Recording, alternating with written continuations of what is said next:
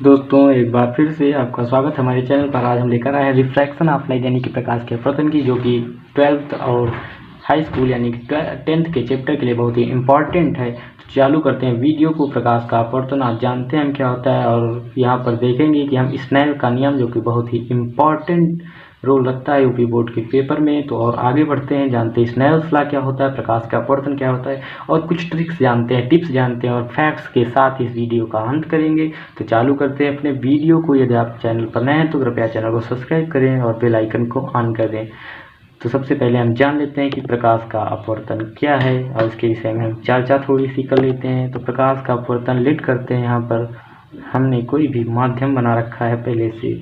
तो यहाँ पर कोई किरण यदि आती है, इस प्रकार से कोई किरण आती है, यहाँ पर लेट कर लेते हैं। कोई दूसरा माध्यम ऊपर इसके है, जिसे हम एक बॉक्स के द्वारा निरूपित कर देते हैं, जिससे आपको आसानी से समझ में आ जाए। यहाँ पर हमने एक बॉक्स के रूप में बनाया है।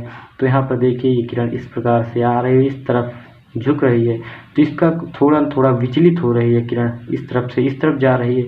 यदि बात करें इस ऐसे, हम यहाँ पर दूसरी बॉक्स से समझने का प्रयास करें तो एक किरण ऐसे आ रही है, जो कि बॉक्स में इस ओर ऐसे झुक रही है, आप देख सकते हैं। और एक तीसरे बॉक्स की बात कर लेते हैं, जिसमें से किरण बिना विचलित हुए वैसे ही सीधा निकल जाती है। यहाँ पर हमने पहले बता दिया है कि यहाँ ऊपर माध्यम कोई और है, बॉक्स के अंदर कोई दूसरा माध्यम है, ये किरण ऐसे जा रही है। तो बात करते हैं कि प्रकाश का अपवर्तन क्या है। तो जब एक प्रकाश की किरण एक माध्यम से, यहाँ पर हमने कोई माध्यम पहले से मान रखा है, कोई दूसरा माध्यम है, और यहाँ पर कोई दूसरा माध्यम है, यानी कि यहाँ पर माध्यम का मतलब कोई जल या वायु भरी हुई, यहाँ पर अगर जल भरा हुआ है तो यहाँ पर वायु है, यदि वहाँ यहाँ वायु है यहाँ जल है, या कांच वायु, कोई दो अलग अलग माध्यम है। तो बात करते हैं प्रकाश के अपवर्तन की। तो एक माध्यम से जब प्रकाश की किरण किसी दूसरे माध्यम में प्रवेश करते समय प्रकाश किरण का मार्ग से विचलित हो जाना, ये देखिए यहाँ पर किरण ये सीधे ऐसे न जाकर इस तरफ थोड़ा विचलित हो रही है, इसलिए यहाँ से विचलित है। और यहाँ पर ये सीधा विचलित ना होकर इस तरफ मुड़ रही है, यहाँ पर ये भी विचलित है। और बात करते हैं इसकी, तो ये देखिए यहाँ पर जैसे आई वैसे ही आया, यहाँ पर ये विचलन नहीं दर्शा रही है। तो यहाँ पर ये वाली और ये वाली कंडीशन दोनों प्रकाश के अपवर्तन को व्यक्त कर रही हैं। इसके बाद एक अरेंजमेंट परिभाषिक डिफिनीशन की बात कर लेते हैं। तो जब माध्यम से दूसरे प्रकाश में प्रवेश करते समय प्रकाश किरण का मार्ग से विचलित हो जाना प्रकाश का अपवर्तन कहलाती है। यहाँ पर हम एक अच्छा सा फिगर ड्रा करने की कोशिश करते हैं। क्लिक करते हैं, यहाँ पर ऊपर कोई अलग माध्यम और नीचे कोई दूसरा माध्यम है। यहाँ से कोई किरण आपतित होती है, यहाँ पर ही आने वाली किरण को हम आपतित किरण यानी कि आपतित किरण के नाम से जानेंगे। और यहाँ पर ये माध्यम दूसरा हो रहा है, तो यह किरण कुछ ऐसे ना जाकर के कुछ इस तरफ की ओर जाती हुई दिख रही है। यहाँ पर हम ऐसे सिंबल बना देते हैं इस तरफ। इस किरण को हम अपवर्तित किरण कहते हैं। यदि यहाँ से हम अभिलंब ड्रा करें, इस प्रकार से हम एक अभिलंब यानी कि एक लंब ड्रा करें, जो इस तल को हम अपवर्तक तल कहते हैं। यहाँ पर हम आपको सब एक एक चीज ड्रा करके दिखाई दे रहे हैं। यहाँ पर यह आपतित किरण यानी कि आपतित किरण को व्यक्त करती है, और यहाँ पर यह अपवर्तित किरण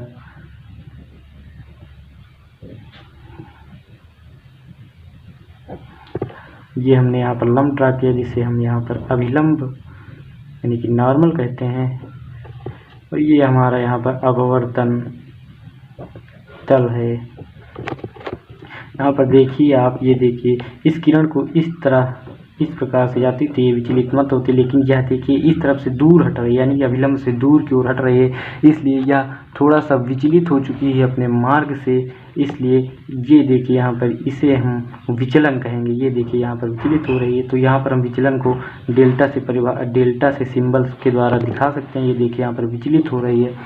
यदि इसके बाद बात करते हैं, यदि यह किरण एक माध्यम से दूसरे माध्यम में आती है और उसके बाद अभिलंब की ओर झुक जाती है, तो भी विचलन दर्शाती है अंदर की ओर। तो एक अरेंजमेंट के रूप में परिभाषित कर लेते हैं। तो जब एक माध्यम में प्रकाश की किरण किसी दूसरे माध्यम में प्रवेश करते समय प्रकाश किरण का मार्ग से विचलित हो जाना ही प्रकाश का अपवर्तन है, यानी रिफ्रैक्शन ऑफ लाइट है। यदि हम बात करें सघन और विरल माध्यम की, तो सबसे पहले जान लेते हैं कि सघन और विरल माध्यम क्या है।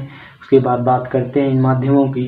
तो वह माध्यम जिसमें प्रकाश की चाल अधिक हो, मैक्सिमम हो, जिसमें तेज प्रकाश चल सके, उसे हम प्रकाशीय विरल माध्यम, एवं वही माध्यम जिसमें प्रकाश की चाल कम होती है, यानी कि जिसमें प्रकाश धीरे धीरे चलता है, उसे हम प्रकाशीय सघन माध्यम कहते हैं। एग्जाम्पल के तौर पर देखें तो वायु और जल में प्रकाश की तीव्रता कम होती है, बल्कि वायु में बहुत ही तेजी से प्रकाश चलता है। तो अब हम बात कर लेते हैं विरल और सघन माध्यम की। यहाँ पर हम आपको एक फिगर ड्रा करके दिखाते हैं किस प्रकार से सघन माध्यम से विरल माध्यम में प्रवेश करती है, तो क्या घटना घटित होती है, इसको हम देख लेते हैं। यहाँ पर हमने लिख कर रखा है पहले से कि यह हमारा सघन माध्यम और यह हमारा विरल माध्यम है। तो जब प्रकाश की किरण इस प्रकार से आती है तो वह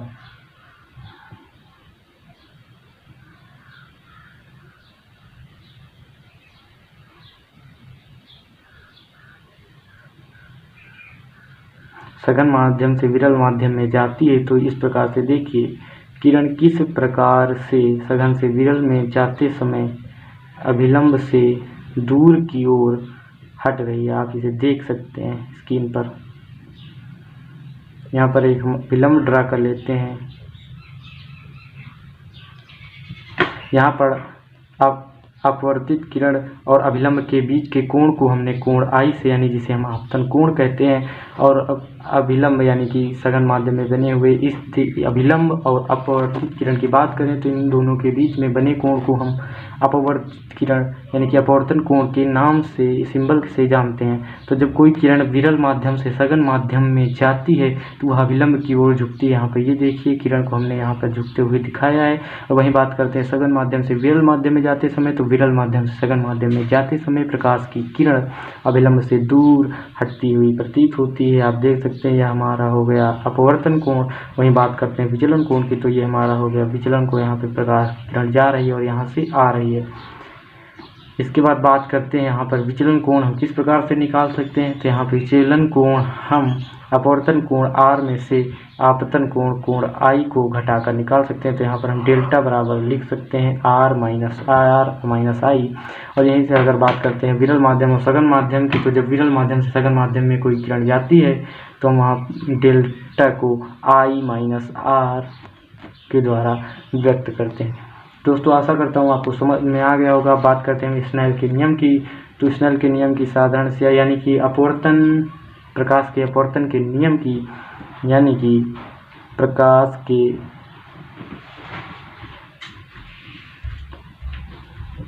अपवर्तन के नियम की बात करें तो प्रकाश के अपवर्तन के नियम भी दो हैं। तो सबसे पहले बात करते हैं पहले नियम की। तो प्रकाश के अपवर्तन का जो पहला नियम है वह है कि आपतित किरण, अभिलंब और अपवर्तित किरण तीनों एक ही तल यानी कि अपवर्तन तल पर विद्यमान होते हैं। यानी कि आपतित रे, परावर्तित रे और जो हमारी अभिलंब है, ये तीनों एक ही तल पर विद्यमान होते हैं, जैसा कि हमने यहाँ पर दिखाया है आपको। और इसके बाद बात करते हैं दूसरे नियम की। तो दूसरा नियम यहाँ पर जिसे हम स्नेल के नियम से भी जानते हैं, तो वह होता है कि आपतन कोण की ज्या और अपवर्तन कोण की ज्या का अनुपात एक नियतांक होता है। यानी कि आपतन कोण की ज्या यानी कि साइन, आपतन कोण की ज्या की बात करें तो साइन I, वहीं अपवर्तन कोण की ज्या यानी कि साइन R का मान एक नियतांक होता है, जिसे हम यहाँ पर म्यू से प्रदर्शित कर रहे हैं, जिसे हम नियत मान रहे हैं। तो ये हमारा हो गया स्नेल्स लॉ। इसे हम स्नेल्स लॉ के नाम से जानते हैं, जिसे हम स्नेल का नियम कहते हैं, जो कि यूपी बोर्ड में 2 से 3 नंबर का पूछा जा सकता है हाई स्कूल और इंटर के छात्रों के लिए। तो इसे हम स्नेल का नियम कहते हैं, यानी कि आपतन कोण की ज्या और अपवर्तन कोण की ज्या का अनुपात नियत होता है। तो विचलन कोण को निकालने के लिए आप ये टिप्स और ट्रिक्स याद रखें कि विचलन कोण डेल जब सघन माध्यम से विरल माध्यम दूर की हो जाए तो यहाँ पर डेल हम टोटल कोण में आपतन कोण घटाकर निकाल सकते हैं। वहीं पर बात करते हैं यदि हम विरल माध्यम सघन माध्यम से, तो यहाँ से विरल माध्यम सघन माध्यम में जाकर किरण जो होती है वो देखिए किस प्रकार से I माइनस R टोटल कोण में हमने यहाँ पर R कोण को घटा दिया है, जिससे कि हमें अपवर्तन कोण जहाँ पर ये अपवर्तन कोण है इसको हटा दिया तो हमारा डेल यानी कि डेल्टा यानी कि विचलन प्राप्त हुआ। तो आज के वीडियो में दोस्तों बस इतना ही। आशा करता हूँ कि आपको यह रिफ्रैक्शन ऑफ लाइट भी समझ में आ गया होगा और रिफ्लेक्शन ऑफ लाइट भी अच्छी तरीके से समझ में आ गया होगा। अब हम चलेंगे और अन्य वीडियोज़ में। तो अन्य वीडियोज़ को देखने के लिए आप हमारे चैनल को सब्सक्राइब करना ना भूलें, बेल आइकन को ऑन कर दें जिससे आपको नोटिफिकेशन समय समय पर मिलती रहे जैसे ही वीडियो अपलोड हो। तो दोस्तों साथियों, थैंक्स फॉर वाचिंग। चलते हैं और इंतज़ार करिए आप हमारे अन्य वीडियो का। तो धन्यवाद।